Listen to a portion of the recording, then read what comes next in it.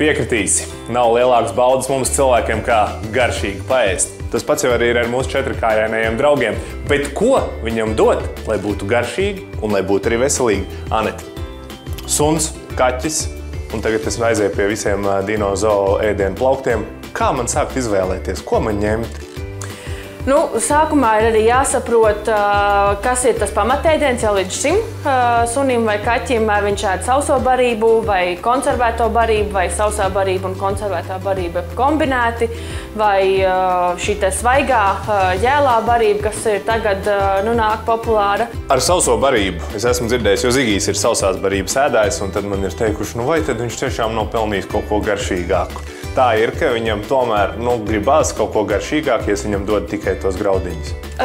Protams, ja viņš jutīs mājās, ka tiek gatavota gaļa, vai tā ir jēlā veidā, ka tiek griezta, vai pēc tam termiski pārsādāt, viņš ies un prasīs, tāpēc, ka doža viņiem ir laba un viņi ļoti labprāt arī dabū šo te kārumu.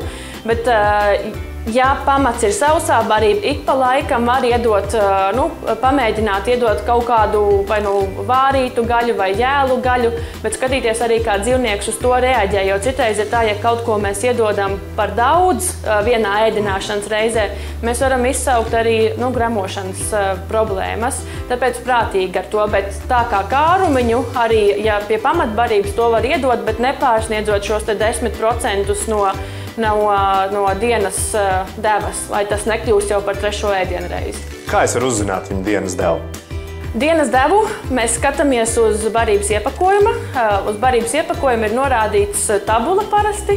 Tur ir norādīts dzīvnieka svars un attiecīgi barības daudzums, cik dienā dzīvniekam ir jāpēd. Un tad jūs arī to varat sadalīt tik ēdienreizēs, cik ēdienreizēs suns ēd vai kaķis. Un kā ir ar kārumiem? Tas arī tomēr ir ēdiens. Tas nav vienkārši tāpat viņš uzkož un nekur tas nepazūd. Cik daudz es viņam drīkst dot, jo viņš ir pelnījis visas pasaules kārumus? Par kārumiem tas ir ļoti svarīgi īstenībā dienas laikā, jo saimniekiem patīk dot kārumus dzīvniekam.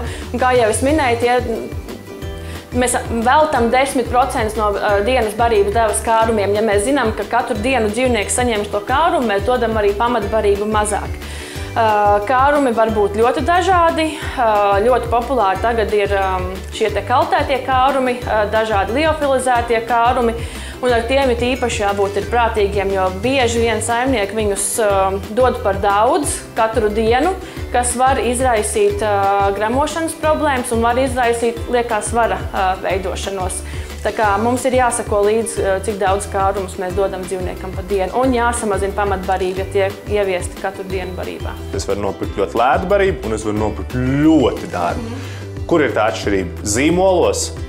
Vai tajā, kas tur ir iekšā tajā ēdienā? Gan zīmolos, gan arī kas tur ir iekšā. Jo mēs skatāmies uz analītisko sastāvu un skatāmies, kas ir izmantots, kad barība tiek pagatavota. Skatāmies, no kurienes, piemēram, nāk proteīna avots, jo proteīns var nākt no augu valsts un var nākt no dzīvnieku izcelsmes valsts. Tur, kur būs vairāk proteīna daudzums no dzīvnieku izcelsmes valsts, viņš būs vieglāk sagremojams sunim. Ja tiek izmantots daudz no augu valsts, ja tas ir grūtāk sagremojams dzīvniekam, un tas varētu radīt atkal kādas gremošanas problēmas. Un vēl arvien vairāk cilvēki sāk pievērsties šai svaigēšanai arī dzīvniekiem.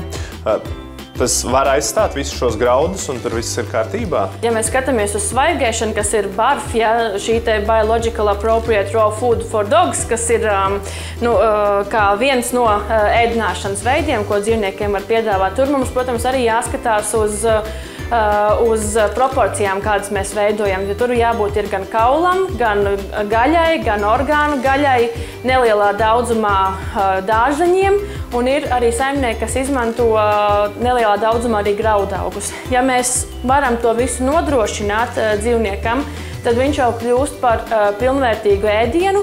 Mums vajag arī dažādot to ēdienu, lai dzīvnieku nodrošinātu pēc iespējas labākiem vitamīniem, mikroelementiem, lai viņš uzņemtu dažādus tās ēdienkārt, ne tikai vienu.